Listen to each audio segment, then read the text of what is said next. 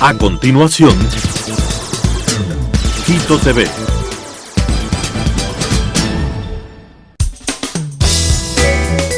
Clasificación A. Apto para todo público.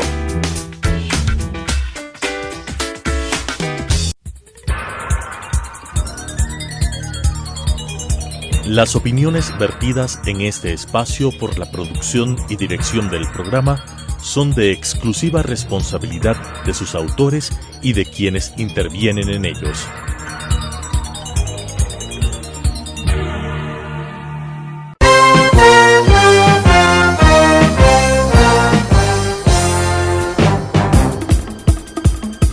Un tiempo con las noticias desde la capital.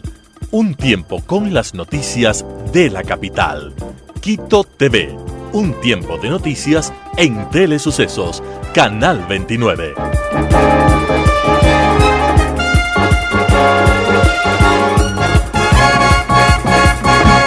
¿Qué tal, amigos, amigas? Bienvenidos a este espacio de entrevistas Quito TV por Telesucesos 29 y 29.1 Televisión. Señal abierta para la provincia de Pichincha, además 73 en TV Cable, 43 en Claro TV, y nos pueden seguir desde cualquier parte del mundo en www.telesucesos.net o en Facebook Live como Telesucesos Quito. Además, si se pierde esta entrevista o cualquier otro programa que se produce aquí en el canal, entre a YouTube. Ahí subimos diariamente toda la producción del canal, así que ustedes a través de YouTube pueden comentar, compartir, dar sugerencias al respecto de este u otros de los programas. El doctor Simón Espinosa, como todas las semanas, nos acompaña aquí presente, y tenemos la presencia del doctor Carlos Paladines, quien es un doctor en filosofía, experto en educación, con varios textos, varias conferencias a nivel nacional e internacional, ex profesor de la Universidad Católica. Bueno, una serie de méritos que hacen valedera su presencia, doctor, en este estudio, y estamos orgullosos de tenerlo aquí. Bienvenido, y bienvenido, doctor. Empecemos con el doctor Espinosa. Bueno, Carlos, yo te agradezco tu bondad en venir a presentarte para ilustrar a la audiencia sobre algunos puntos, y conozco de tu valía, de tu gran capacidad de trabajo y de tu experticia en educación. Entiendo que quisieras tú hacer unas reflexiones sobre la campaña política y la educación. Entonces, adelante, y de rato en rato te interrumpiremos para que precises, etc. Bienvenido. Bueno, muchas gracias, David. Muchas gracias, Simón. En los últimos meses, tal vez el efecto del fin de año, cuando uno trata de hacer balances de algunas cuestiones o hacer un poco de prospectiva, cómo nos irá el próximo año, ya estamos en el 2020, me asaltó esta preocupación. Estamos entrando el conjunto del país, de los habitantes, a lo que voy a llamar un año netamente político. Para febrero del 21 se ha elegido ya el presidente. Entonces vamos a entrar al gran debate de cuáles serán los candidatos. Y no solo es un problema de presidente, es un problema de asambleístas. Son, creo, 130, algo así, asambleístas que hay que elegir. Y no es que solo se elige 130, sino que cada uno viene con algunos miembros en la lista, con algunas señoras en la lista, etc. Y eso hay que elegir, ¿no? Piense además en el costo económico que tiene una campaña en el Ecuador. No sé, eso se puede averiguar. El Consejo Nacional Electoral, ¿cuánta plata va a asignar a los partidos políticos? Hay partidos que a veces llevan varios millones, ¿no?, de dólares, por la campaña. No. La prensa, la televisión, la radio, las paredes, la pintura, se van a mover muchas personas, muchos millones en estos 12, 13 meses que se nos vienen por delante. Y mi preocupación es, dada la situación del país, dado lo que sabemos de la crisis económica, hay pronósticos, creo que hasta del Banco Central, que el porcentaje de desarrollo será mínimo, calculan creo alrededor del 0,9. toda la crisis económica, con este dato tal vez todos nos entendemos, es fuerte la crisis económica. A veces he publicado en las obras en forma exacta el porcentaje de desempleo, ¿no?, de subempleo. En tiempos del presidente Correa le cambiaron a unos nombres un poco más técnicos o medios eufemistas. En fin, en todo caso, padece el país a nivel de desempleo y subempleo una catástrofe, ¿no? Aumente todo lo de migración. Entiendo las urgencias que tenemos todos de resolver esos problemas de seguridad, de trabajo, de comida, de alimentación, pero si descuidamos totalmente y desaparece del horizonte de discusión política la educación, que no digo que debe ser la primera tema en discusión, pero sí por lo menos ser algo tomada en cuenta, porque a los padres de familia, a la larga, que sus hijos egresen con muy bajos niveles de rendimiento, les va a afectar no solo en sus títulos, les va a afectar en el mundo del trabajo. La gente menos preparada va a ir a los trabajos menos remunerados, eso es lógica simple, ¿no? Entonces, hay que hacer esfuerzos porque la élite política ecuatoriana, y hablamos de miles de personas que están en la élite política ecuatoriana, verdaderamente le presten atención. Lean algo sobre lo que está aconteciendo, discutan sobre cómo funciona una escuela, qué materiales reciben sus hijos, valen o no valen esos materiales. Si los textos escolares que reciben los padres de familia no son muy recomendables, a la larga ahí están los resultados. Más del 60% en el rendimiento en matemáticas, en castellano, etcétera, en comprensión lectora, ¿no? Ayer me llamó un profesor de la Universidad Católica y conversando brevemente me dice: no tienes idea el nivel de comprensión lectora que están llegando los alumnos. Si nuestros alumnos, obvio que saben leer, saben distinguir letras, palabras, ¿no? Obvio. Pero otra cosa es poder leer un texto, entender cuál es la idea, cuál es la columna vertebral, qué parte está a favor de esa tesis, qué parte no está, alcanzar comprensión lectora, comparar con su vida, con su realidad, es parte del proceso de la comprensión lectora. ¿Cómo hago que el texto esté envuelto en un contexto? ¿Cómo hago para la comprensión? Si nos empiezan a fallar esas herramientas, si nuestros chicos salen sin esa herramienta, salen sin mayores niveles de desarrollo del pensamiento, bueno, mi idea es, estos son los índices que maneja el país desde hace 10, 20 años. 4 más, con índices todavía de menor nivel. No sé cómo va a explotar esto. Si nuestros políticos no se preocupan de lo que acontece, no conversan con su pueblo, no conversan con las comunidades, no reúnen a los profesores para que los profesores se pronuncien, digan cómo trabajan en sus escuelas, qué está pasando.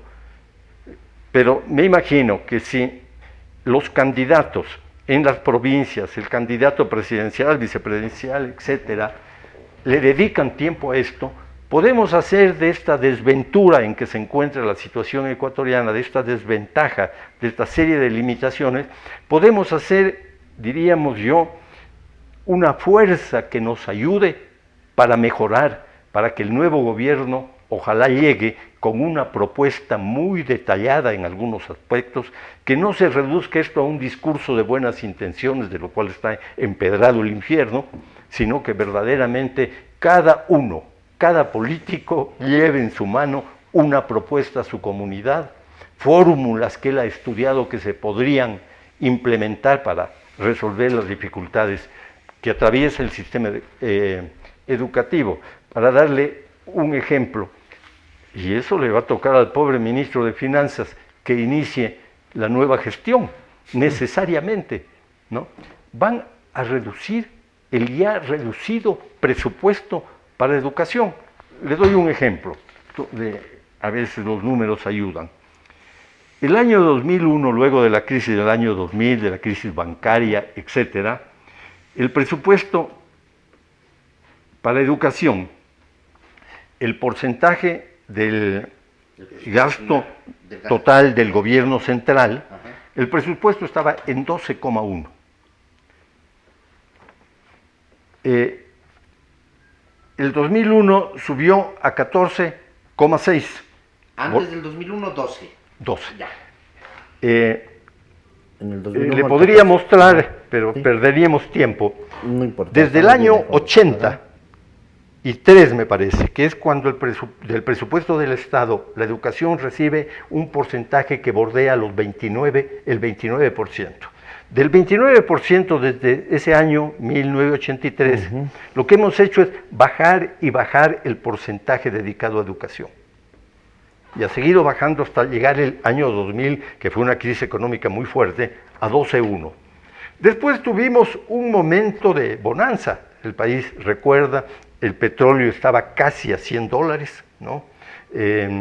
Hubo una serie de commodities que pudimos nosotros exportar en grandes cantidades. Hubo años de por lo menos para algunos, fueron años muy ventajosos. Se llegó a 15,6, ¿no? Y desde el 2008, el 2009 es un año de fuerte crisis a nivel de América Latina y de Ecuador. Desde el 2008 comienzan los vientos desfavorables otra vez, ¿no? Habíamos estado bajando y bajando, una pequeña subida, como digo yo, la suerte a veces del pobre dicen que dura poco, ¿no? Y esto duró poco. El año 8 ya estamos en el 9 y el 10, que son de éxito, son 17,8%. Y de allí, 2011 ya baja a 14,9%, baja a 13,9%, el 2015 estamos en 13,7%, el 2016 en 10,11%, peor que la crisis bancaria. ¿La crisis bancaria cuánto era el año de El 2000, el que se expresó, perdón, el 2001 en que se expresó 12,1%. Y en el 16, En el 16, era 10, ¿no? 10,19. O sea, más de 1,5 puntos, ¿no? Hemos vuelto a bajar en forma mayor o más grave que hace una década, ¿no? Claro, es bien decidor esto. Y del año pasado, ¿cuánto sería? ¿Tienes la cifra? El 17 sube un poco, ¿no? Comienzo de gobierno, ¿no? Esfuerzos, 13,7, y después vuelve a bajar. No son datos totalmente confirmados, ¿no? Son cálculos aproximados, en parte porque el presupuesto codificado no se dispone ni el presupuestado todavía, pero se habla de 7,78 y de 9,34. O sea que 9,34. sería lo más bajo de todo La historia del país en los últimos 40, 50 años. Imagínate entonces. Claro. ¿Esos recursos a qué rubro se fueron? Seguramente a pago de deuda. Puede ser, en algunas ocasiones fue pago de deuda, en otras a veces puede que sea obra pública. Está la presión por un puente, está la presión por un terremoto. O por una escuela del milenio, que es educación, pero no es realmente el concepto de Bueno, educación. a veces se suma el hacer la obra y el lleve. Entonces eso complica mucho más. Claro. Y claro que, ¿qué diría yo? Sin intento de caer en un discurso meramente negativo, que solo señala los malestares y no le ve salida. Esto se agrava más porque más o menos tenemos, ojalá encuentre rápido, que conforme bajan los fondos para educación, a esta mesa a que somos invitados en el sistema educativo, cada vez tenemos más gente, más niños y jóvenes que entran al sistema. Me acuerdo de una vieja metáfora que decían en la casa: tenemos más invitados, pero tenemos menos pan. Ese Exactamente es final, eso, ¿no? Es exactamente eso. Si encuentro enseguida los datos, se los leeré exactamente. El 2003, por decir algo, nosotros estamos bordeando los 3 millones de estudiantes. Pero a la fecha estamos en 4.700.000 estudiantes. Yendo hacia 5 millones. Prácticamente llegando a los límites de los 5 millones. Y cada vez con menos plata. Por eso les decía, ¿qué milagro va a ser el nuevo ministro de Finanzas cuando el presidente futuro sea elegido y tenga que enfocar el problema de recursos para la educación. ¿Cómo hallar fórmulas que nos permitan? Yo creo que no va a haber, está pronosticado que el año 2020, 21 y 22, el ritmo de desarrollo del país no va a ser espectacular.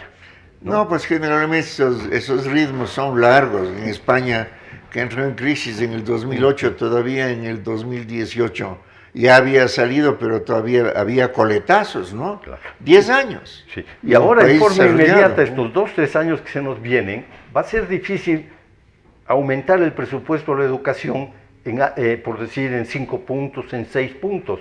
No va a ser. Tenemos necesariamente, en medio de este mare magnum de problemas económicos, hallarle algún tipo de salida, sobre todo para los niños y para los jóvenes que están en situación más de desventaja porque su padre no trabaja, ¿no?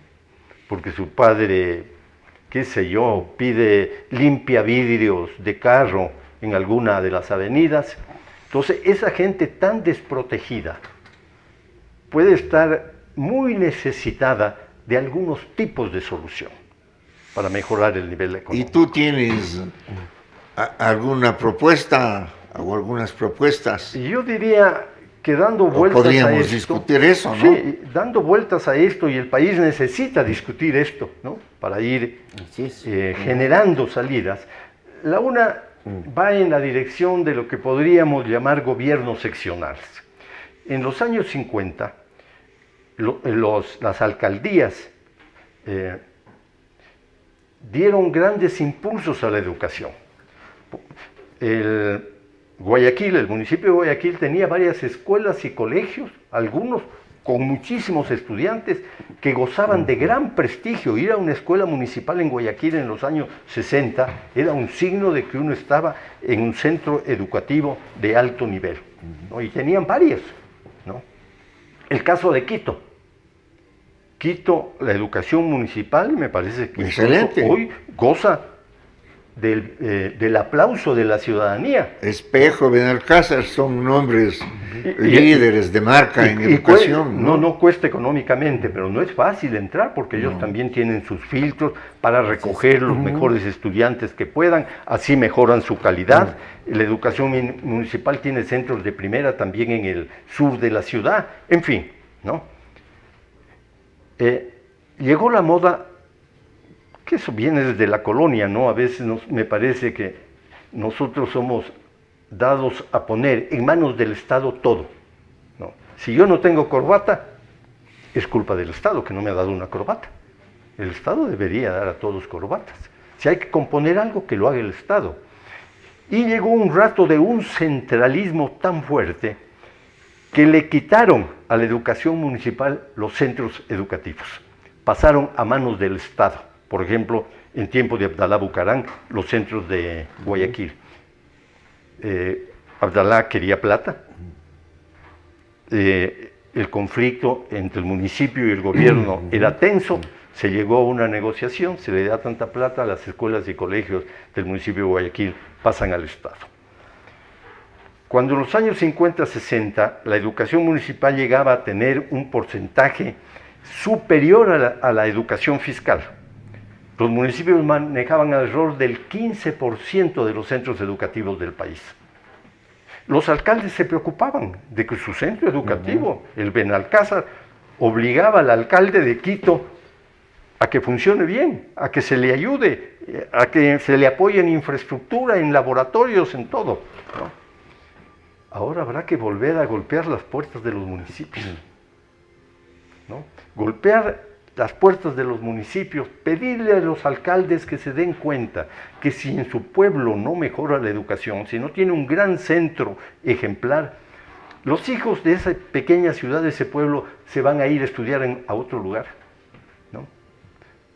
Por el bienestar, por la permanencia de los ciudadanos, por el cariño que tenemos los ciudadanos a nuestro entorno, hay que evitar la migración de nuestra gente, a veces a vivir en peores condiciones en la capital, pero salen de su poblado. Si mejora la educación, no necesitarán enviarles a Quito. Los alcaldes podrían a través de su gestión y a través de algún pequeño impulso económico, ayudar a estos cientos de miles de niños y jóvenes que están fuera del sistema, que al momento están excluidos. Tengo los datos sobre la exclusión escolar, que llega a varios millones. Llega a cerca de 5 millones los niños menores a 12 años que están sin educación. Explica un poco esto, por favor. Tenemos casi 5 estudiando, y 5 fuera. Sin ningún tipo de educación, ¿o cómo? Ningún tipo de educación. Casi 5 millones. Casi 5 millones, puedo dar casi 5 millones. En datos más precisos. Puede ser menos, ¿no? Porque 5 millones, no hay 5 millones. Pues. Explico. Según la información del Sistema Integrado de Indicadores Sociales, SIICE, en el 2006, 2.151.000 jóvenes de 12 años y más no han culminado sus estudios de primaria. Tiene razón, me equivoqué, no son 5. Son 5 los que vienen. Sí, los que vienen, sí. El siguiente dato. Menores de 12 años que no terminan ni siquiera la educación básica. Si no termina un ciudadano la educación básica en el siglo XXI, va a estar en la calle y va a estar sin trabajo y puede caer en otras dificultades. De la misma manera, 5.284.040 personas de más de 18 años no han culminado sus estudios de secundaria. Eso es grave, diríamos, para un país desarrollado. El 90 y pico por ciento, 98, 99% de los alemanes o de los franceses o italianos, qué sé yo, terminan el bachillerato. Esos son datos del 2006. 2006. Calcule ahora. Esto habrá subido más todavía. Añada usted, hay datos también sobre la migración, en los últimos tiempos, sobre todo de los chicos venezolanos. En algún dato de prensa todavía, leí, eso lo recuerdo creo con exactitud, que para poder atender a los hijos de los inmigrantes en las escuelas donde tienen que ir, eso nos va a costar alrededor de 45 millones de dólares.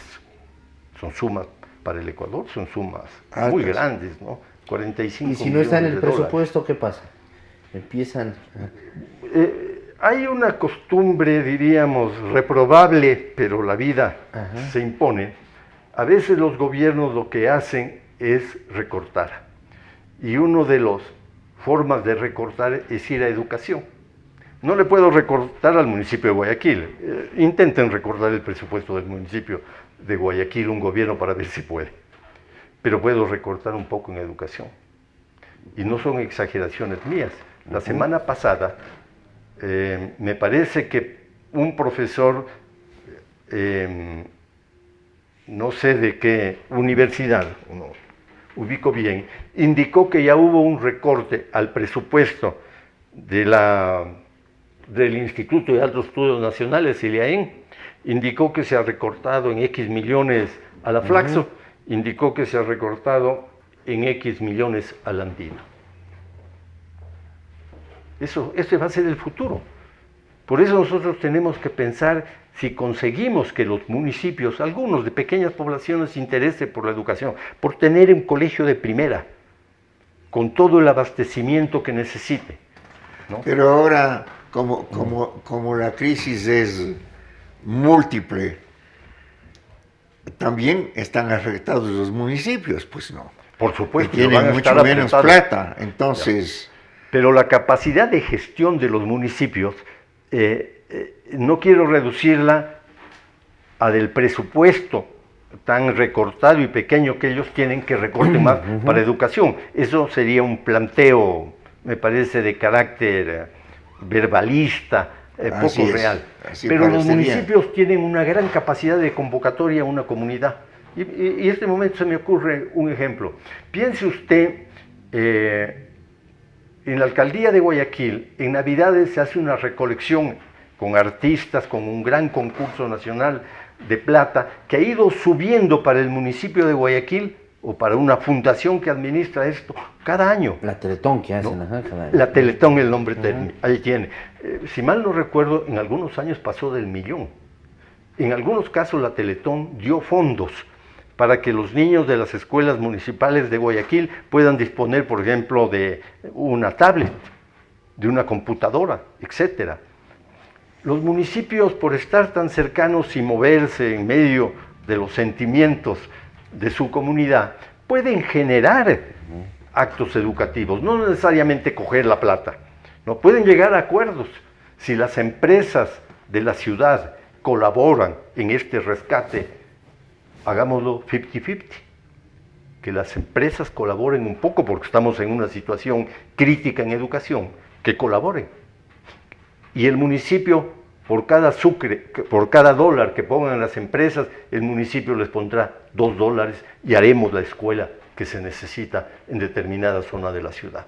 Habría que incentivar y generar un movimiento de la empresa, un movimiento de la ciudadanía, un movimiento de los gobiernos seccionales para mejorar esto. Porque mucha gente podría ayudar con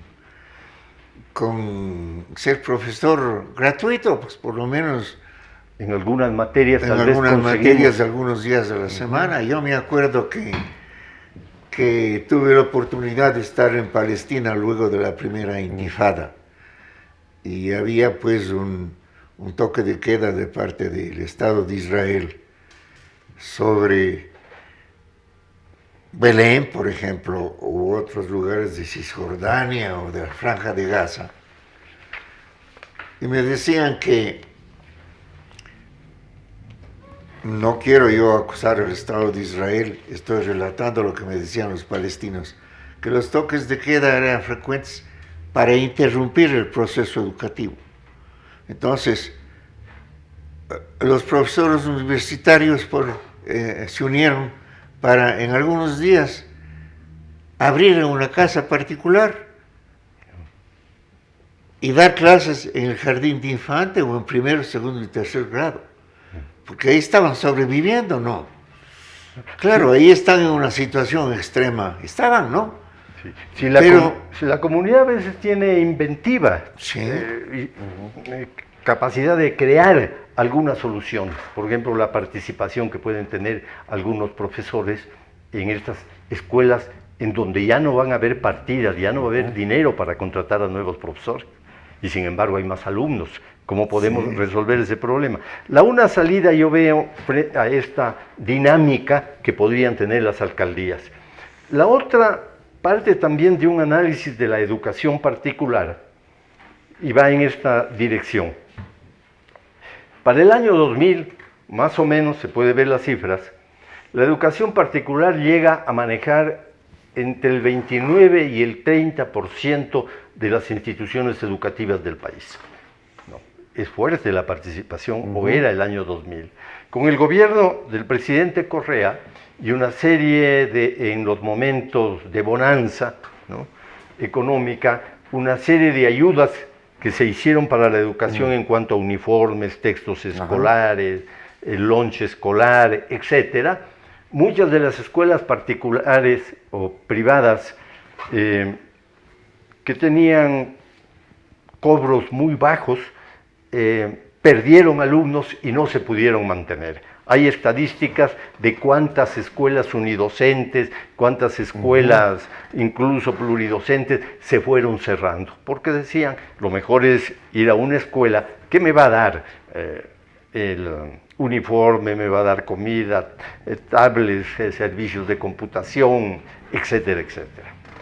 Acabada la bonanza, todo eso se ha ido, y es posible que algunos padres de familia, al ver las limitaciones que tiene la escuela, al ver los resultados de las pruebas de rendimiento, digan, yo lo pongo en una escuela privada, allí exigen un poco más. Y empiece, así como desde los años 80 hasta el 2000 y pico, hay un ascenso progresivo de la educación particular en porcentajes hasta llegar a tener casi el 30%. Ahora que ha sido disminuido y está en el 20% y las escuelas de fe y alegría también han disminuido, etcétera, vuelva una onda en que se apoye al desarrollo de la educación desde la iniciativa privada. ¿Y qué le parece si se pudiera conseguir que algunos de los centros privados que gozan de gran prestigio, que que tienen una hermosa infraestructura de personal, de recursos, pudiera hacerse cargo de algunas escuelas con grandes limitaciones. Incluso se les podría decir, los maestros de las escuelas, habrá que estudiar los números y llegar a puntos de equilibrio, los maestros de las escuelas privadas que generen, con sus autoridades y todo, centros escolares de apoyo, ¿no? Una especie de, ¿por qué no, en vez de tener un Benalcázar, si pudiera Quito tener 3 o 4 colegios Benalcázar? Porque el colegio Benalcázar desarrolla tal dinámica, consigue tales colaboraciones, crea escuelas y colegios para resolver muchos de estos problemas. Yo creo que la educación particular con algunos, como diría yo, apoyos, por ejemplo, no se le va a descontar a los maestros que están en esta labor del SRI, por decir, no se le descontará el 50%. Claro, tendría que haber incentivos, ¿no? Algún incentivo, ¿no? Si podemos generar con imaginación y más por la crisis económica hay que desarrollar la imaginación, claro, a fin de que con pequeños premios, incentivos, podamos favorecer el que no se aplique en las escuelas y colegios fiscales un nivel que me parece que a la larga empeora todo. Si en esta aula yo tengo 40 alumnos y cada vez hay más y paso a 50. No hay cómo. Es perder el tiempo, sería mejor cerrar el centro educativo, los chicos no van a aprender en ese nivel. Me consta, he visitado escuelas en que prácticamente para caminar entre los pupitres no hay cómo porque están casi pegados los pupitres. No puede ser la calidad así. Si nosotros pudiéramos conseguir no más de 30 alumnos por aula, los, entre comillas, buenos colegios, sean fiscales, sean particulares, no creo que manejen con más de 30 alumnos. Y los mejores manejan 20, ¿no? Hay 20. Algunos establecimientos que sí manejan con 20 alumnos, con 25. Pero otro reto sería para los medios de comunicación, ¿no te parece? Las televisiones, ¿no? Televisión, ¿cómo es? Educativa, ¿no? Aquí en el canal hemos intentado, ha habido varios proyectos para llegar sobre todo a zonas muy alejadas con educación, con profesores. Sí, a través yo he visitado, a ver, en la frontera en Cádiz con Colombia, hay un pueblito que está en plena frontera, pasada la quebrada, uno ya está en Colombia, que a veces se dice que los del Ejército de Liberación Nacional, o la FARC antiguamente, iban a descansar al pueblo ecuatoriano que no recuerdo el nombre. Bueno, en este pequeño pueblo, cerca en una loma, visitando las escuelas, me encontré con un profesor que había logrado instalar en una escuela unidocente, trabajaba él ya con una computadora, y el día que yo llegué y le pregunté qué daba, explicaba la conformación del universo, ¿no?, a través de lo electrónico, que era la clase que se daba en Japón a los alumnos. Quedé verdaderamente sorprendido, digo, la tecnología nos podría ayudar a que nuestros centros educativos se apoyen con toda la tecnología, con los niveles de cualquier país del mundo. Hice esfuerzos hace años y generamos un programa que se llama Televisión Educar Ecuador, ¿no?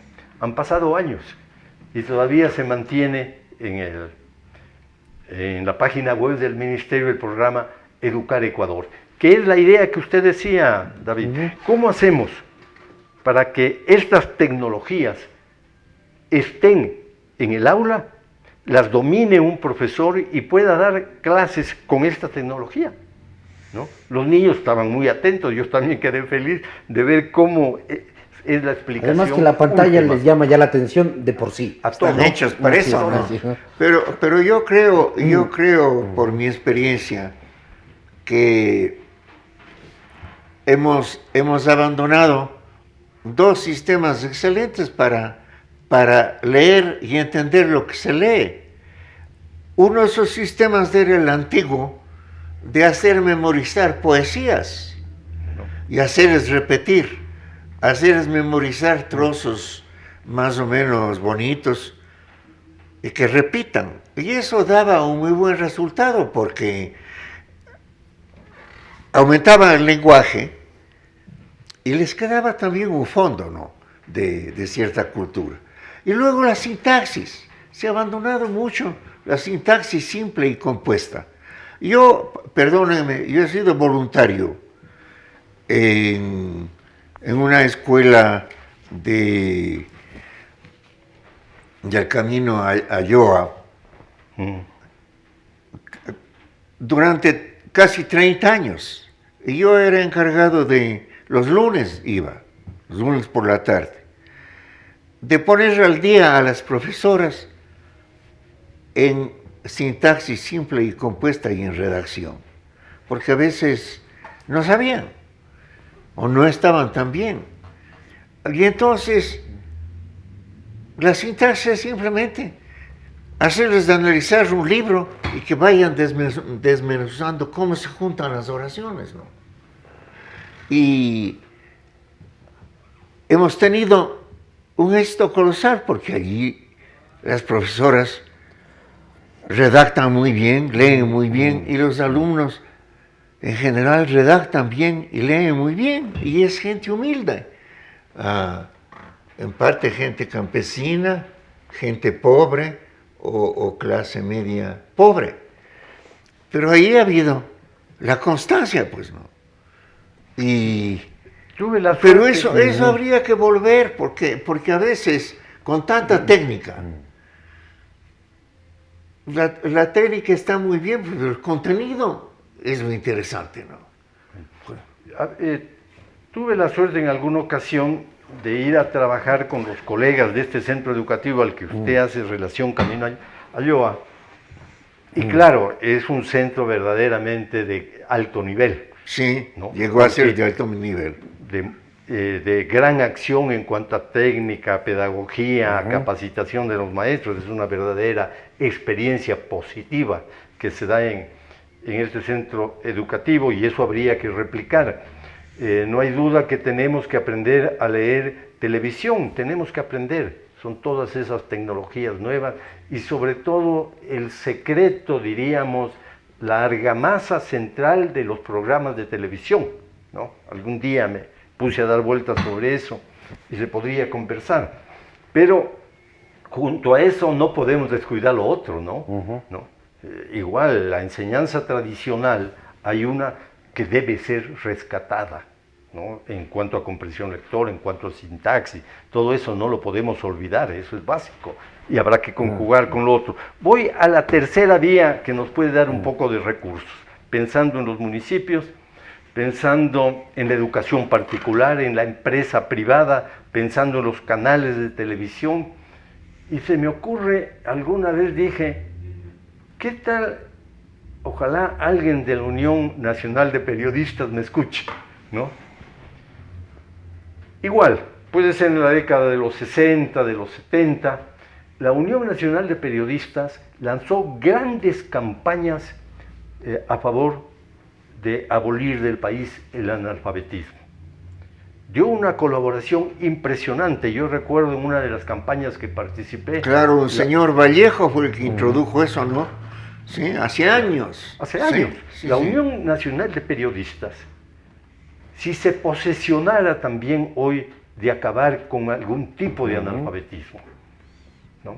Hacer una gran campaña en el campo educativo X, ¿no? Ahí tiene usted algo que reúne a gente de todas las provincias. En todas las provincias están los periodistas, están los núcleos de la Unión Nacional de Periodismo. Si se ponen a pensar y dicen, nosotros elevaremos en campañas nacionales la enseñanza X de matemáticas, de castellano, de historia, de literatura, lo que sea. Nosotros visitaremos los centros escolares para dar apoyo a través de medios de comunicación en lo que se vea posible y conveniente. Apropiarse del problema educativo que verdaderamente es catastrófico, a través de la comunidad, tal vez no sea muy utópico, ¿no? Tal vez se consiga hacerlo viable.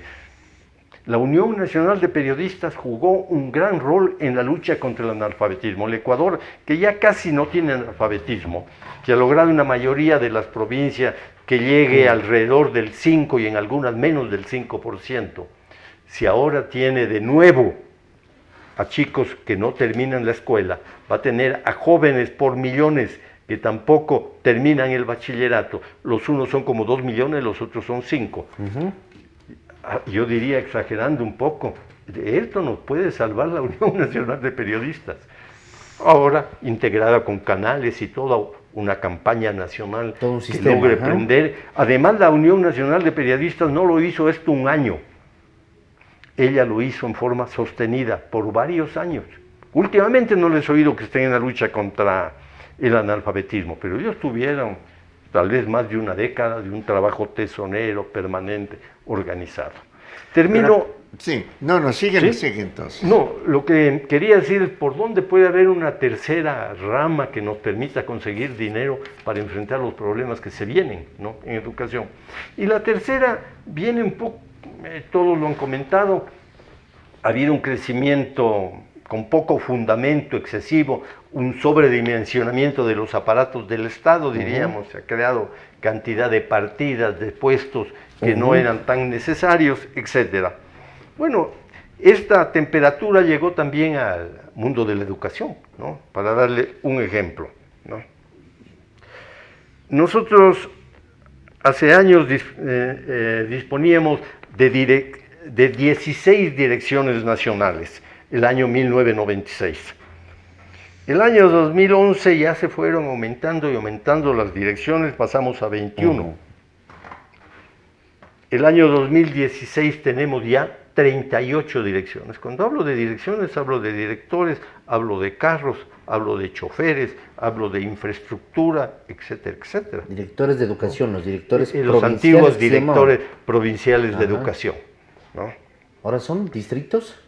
En el 16 eran 38 direcciones, ¿no?, que ya es un crecimiento sensible, el triple de 1996. Pero ahora hemos pasado de 16 direcciones nacionales, además de 38 direcciones nacionales, a 140 distritos educativos, ¿no? No he visitado todavía los distritos, ¿no? Necesito visitarlos y habrá que hacerlos y conocer más a fondo. Pero estamos disponiendo, mutatis mutandi, haciendo la comparación de más de 140 direcciones provinciales. Esto es un costo exagerado, ¿no? Se habló un tiempo de circuitos educativos, que había que crear circuitos educativos, 1.117 distritos educativos. El futuro gobierno tendrá que repensar la organización. El poco presupuesto se está yendo, gran parte de eso. El problema es que hay poco presupuesto. Direcciones, en estos distritos. En fin, si uno tuviera mucho presupuesto, pues las golosinas no vienen mal. Pero cuando uno va a tener recortes muy fuertes, cuando me acabo de enterar la semana pasada que se ha recortado, no me acuerdo en qué canal, que se ha recortado varios millones para todo lo que es posgrados de los 3 altos institutos de estudios superiores que tenemos, la Flaxo, la Andina y el IAE. En una situación así, tenemos que pensar en la administración de los recursos en forma más ordenada. Esto es un problema nacional de todos los ministerios. ¿Cómo se va a resolver esto en educación? Claro, pero también tendríamos que hacer un cambio mayor, pues. Yo siempre he sostenido, ante mí mismo por lo menos, de que en la primaria simplemente se debería enseñar a leer, o sea, a comprensión lectora, escritura, a leer, a entender a leer, comprensión lectora, saber escribir y matemáticas. En la primaria. De modo que salgan con ese instrumento, pero afilado en los 6 años. Entonces en la secundaria, con todos los métodos modernos que se quieren estudiar geografía, hay tanta cosa, ¿no? Pero lo importante es que la cabeza esté formada, porque si no está formada... Claro, y que tengan una capacidad de análisis y de análisis, respuesta claro. ante las distintas... Y que sepan Así matemáticas es importantísimo. Ahora sin matemáticas no se hace nada. Bueno, Simón ha puesto el dedo en una llaga que es también de muy compleja resolución. Aquí tengo yo los cuadros de la malla curricular, ¿no? Esta es del 2010. La malla de educación general básica. Está cada una de las materias que tienen, en ese sentido, muchas más de lo que usted acaba de decir. Pero no es ese el único problema. Esta malla curricular del 2010 se repite el 2016 sin la más mínima enmienda. ¿Sí? Sí. Y tengo entendido, eso lo voy a ver mañana algún rato en la en la computadora, si sigue este momento 2020 en vigencia. Con lo cual llegaríamos, antiguamente esta valla ya estaba, con lo cual estamos llegando tal vez a más de 10 años sin mover un solo ápice de la malla curricular. Y en 10 años el mundo ha cambiado bastante. Y la educación ecuatoriana ha ido para abajo. Es Además, inamovible, cambio, claro, es sí. inamovible. Los profesores tienen que seguir esta malla curricular. Que es absurdo. Es absurdo, pues. ¿No? La Y- burocracia. Y la malla curricular del 18-19 del educación general básica y la del bachillerato se mueve en igual forma. No se mueve, perdón, no se mueve en absoluto, ¿no? No hay cambio alguno en más de 10 años, ni de materias, ni de nombre de materias. Esa rigidez curricular, ¿no es cierto? Esas exigencias tienen que romperse. En alguna medida están rotas. Y ya no hay moral, ya no hay ética, ya no hay cívica. No, ya seguramente. ya no. Ahí se llaman estudios sociales. Allí se pone algo de ética, etc. Ahí tienen los problemas. Pero diría yo, esto sí está roto. Hay centros educativos que no lo siguen. Estoy convencido que algunos centros internacionales que tienen aquí delegación, algunos colegios particulares, privados, 10 años esto no lo han seguido ni lo van a seguir. Y cuando llegan los auditores, que Tienen ahora su se propio llaman no los currículum. supervisores, seguramente presentan otras pruebas. ¿Qué pasará? No necesariamente como colegio particular de carácter internacional se de mueven carácter bajo ciertos internacional, convenios ajá. que les permite a ellos organizar su pensum en una forma no tan rígida, con mayores facilidades, concentrándose más en lo que hay que concentrarse, en los instrumentos básicos que necesitan los chicos. Adecuados a la modernidad, a la actualidad. Etcétera, ¿no? Con muchos Al año que ejercicios estamos en viviendo. eso. Esta forma de organización que llaman, es una malla curricular por disciplinas, por materias, por asignaturas. Esto en algunos centros educativos aquí en el Ecuador, lo conozco de cerca, no se sigue desde hace años. ¿No? Esto tiene que reformarse ya. Y llevamos más de 10 o 15 años ya con esta rigidez. Antiguamente incluso colegios privados, colegios fiscales y escuelas fiscales que se aventuraban en el campo educativo, que experimentaban en el campo educativo, eran reconocidos. Usted, Simón, debe recordar los colegios experimentales que llamábamos, ¿no? Claro. Las escuelas experimentales. Eso lo tuvimos y lo perdimos. ¿Quién creyera? Los normales. Los normales, que eran Que un fueron- ejemplo. Claro. Y lo perdimos. Claro. Por esta política de que todo se homogenice, todo se haga de igual, del Carchi al Macará, desde Santa Elena hasta Vicente Rocafuerte, etcétera, todos el mismo uniforme, el mismo texto, el mismo programa, Y ahí la están los misma mismos metodología. Uy, si le indicara los resultados, ahí están. Ahí está. Doctor, lo vamos a invitar, nos hemos quedado cortos de tiempo, pero va a ser invitado nuevamente porque nos vamos a comprometer en este espacio que tenemos con el doctor Espinosa a irle dando nosotros impulso a la educación, desde esta trinchera, si lo podemos llamar así, porque hay que recuperar muchas cosas, hay que mejorar.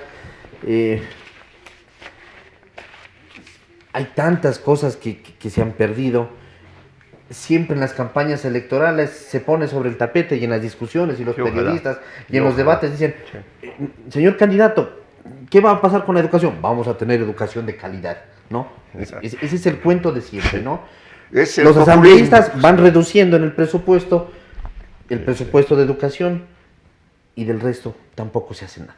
Así que va a seguir siendo invitado, doctor, muy gentil por haber estado aquí. David, muchas gracias. Muchas gracias, Simón, también Carlos, muchas gracias por la compañía en esta conversación. A la orden. Amigos, el doctor Simón Espinosa y nuestro invitado el día de hoy, el doctor Carlos Paladines, educador, hablando de la actual situación que vive el sistema de educación en el Ecuador.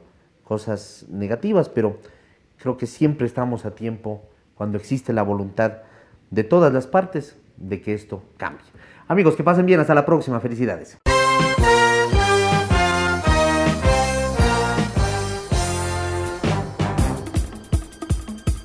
Un tiempo con las noticias desde la capital.